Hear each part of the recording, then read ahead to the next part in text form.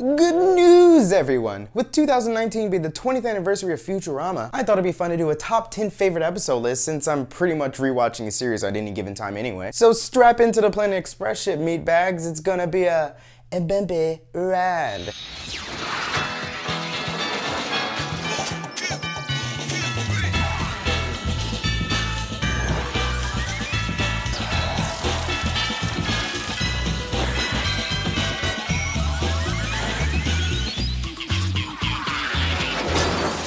Before we get started, thank you for watching and a special thank you to all of my subscribers. I would not be churning out a bunch of random videos without ya. Comment below with your favorite Futurama episode, and if you haven't done so already, hit subscribe to see more videos like this. Keep in mind, my favorite episodes changed like the damn season, and it was very hard to narrow down just 10 episodes out of the 140 that already exist. So bear with me. These could be my favorite for entertainment value, emotions, laughs, or all of the above. Chances are some of these are on your list too, but I would also like to add in some honorable mentions. A Clockwork Origin, The Why of Fry, Parasites Lost, Teenage Mutant Leela's Hurdles, Reincarnation, Rebirth, Naturama, and among every other episode that's not on this list. Anyway, let's stop squawking. Number 10 is The Prisoner of BENDA, Season 6, Episode 10. There was so much going on in this episode, and that's what I liked about it. I mean, that plus body switching. I mean, come on, those are the best. Every character has something to gain by switching bodies, and it's just so funny to watch it unfold and see all the crazy antics they get into. This was just one of those episodes that was cleverly written, and you gotta love it for that. It's also fun just to see the kind of relationship issues that Fry and Leela have after years of Fry pining for Leela. And it's just a scenario that fits perfectly in the Futurama world. And math. Number 9, A Farnsworth Parabox, Season 5, Episode 10. This is another episode where I just loved the concept and execution. Playing around with alternate universes and then Farnsley somehow creating a box that leads to an alternate universe, and it's like, no one even bats an eye. Then to see a universe parallel to our Futurama where Leela and Fry are together, Bender is gold, and everything in this alternate universe is the result of a coin flip. And it's just so fun to see everyone interact with, well, themselves. Then the Zoidberg chase through all of the alternate universes is comedy. Speaking of Zoidberg, Billy West, who voices Zoidberg, also voices Fry, Professor Farnsworth, and a bunch of other random secondary characters in Futurama. That guy is a pro. Number 8, Let's Wait for the Plane. Thanks for that. Number 8, The Devil's Hands Are Idle Playthings, Season 5, Episode 16. So this was apparently supposed to be the series finale, and it shows. Fry makes a deal with Robot Devil, Bender makes a deal with Robot Devil, Leela makes a deal with Robot Devil, and it has a musical number. It has it all. And this is one of the first times Leela's actually receptive to Fry's charms to be with her. It's cute, it's clever, it's hilarious, and it ends with a sense of hopefulness that Leela and Fry will eventually get together. But seeing how the show didn't actually end at that point, and Leela and Fry do eventually get together, it just shows that Fry was more of a lovable, charming person underneath that big goofball he is.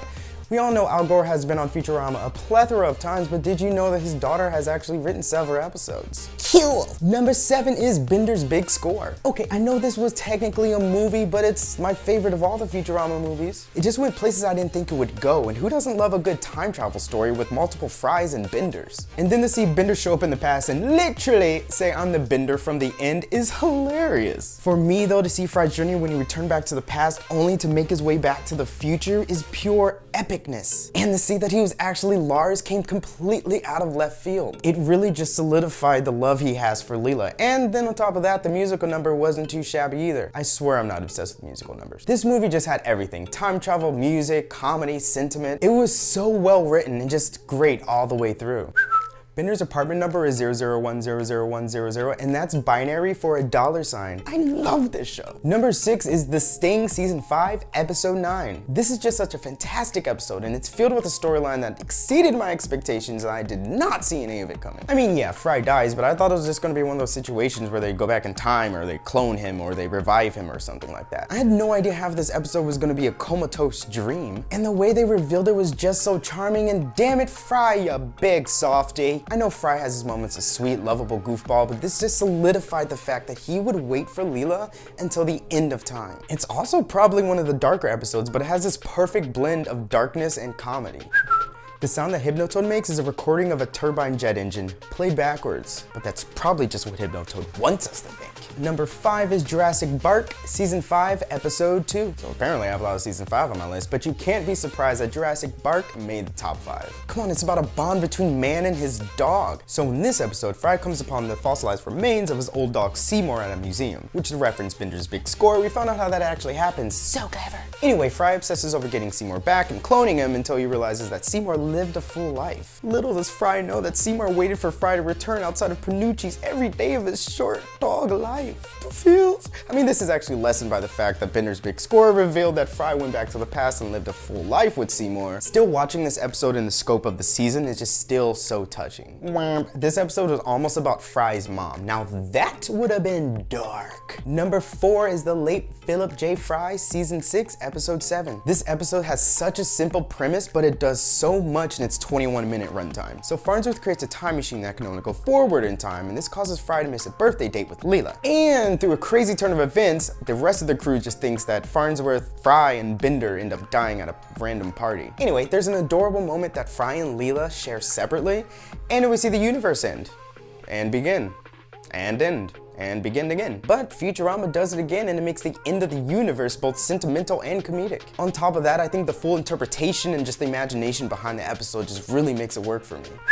There's a total of 3 series finales for Futurama. Why not bring it back and do a 4th? Number 3 is Meanwhile, Season 9, Episode 13. It's the final finale, and it's filled with nostalgia, being trapped in the time loop, and a bunch of sentimental moments. Now, each series finale was great, but in my opinion, this was one of the best. Anyway, Fry proposes to Leela, but gets stuck in a time loop using Farnsworth's new time machine that only sends you back in the past by 10 seconds. Then when it breaks, Fry and Leela live the rest of their lives out in a world where time stands still. It sounds so romantic when you say it out loud, and also terrifying. Anyway, this episode gave us our happy ending, but then ended in a way that it could possibly continue someday. Just another way the Futurama writers have proven themselves to be brilliant.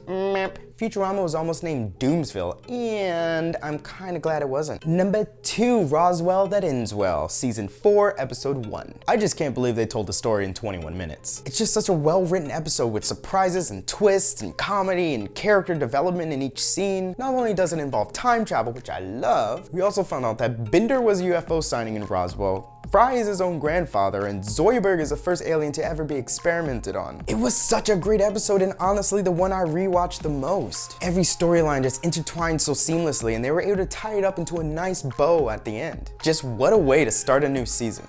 You can see Nibbler's shadow under the desk all the way from the first episode. That's some serious foreshadowing. And the big number 1, The Luck of the Fryish, Season 3, Episode 10. Oh, the first episode of Futurama really got me emotional. It began with such a simple premise. Fry just wanted his 7-leaf clover back and wanted some good luck. Then when he can't find it, Fry thinks his brother Yancey stole the clover, took his life in the past, and then did all the things Fry wanted to do as a kid. We soon discover that Yancey actually named his son after his missing brother, showing that the sibling rivalry was actually love and admiration. So I have 2 older brothers, so this episode just hit me really hard. Fry lost everyone when he came to the future, and when he showed up in the year 3000, he didn't know what happened to him. Oh, and then playing Don't You Forget About Me at the end, come on! Just seeing the flash between the past and the present, or I guess the future, worked to make us think something else until they literally dig up the grave to retrieve the 7-leaf clover. It still had its comedic moments, but this is just an episode that no matter what, still hits me with the feels at the very end.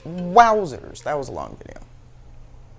Just wait for the old planeroo. But that's the list. So thank you so much for watching, especially if you made it to the end. What are your favorite top 10 Futurama episodes? Let me know in the comment section below. And if you enjoyed this video, hit like and subscribe. And if you like it even more, hit that little notification bell to be alerted anytime I upload any new videos. Until next time, shine on, you crazy diamonds.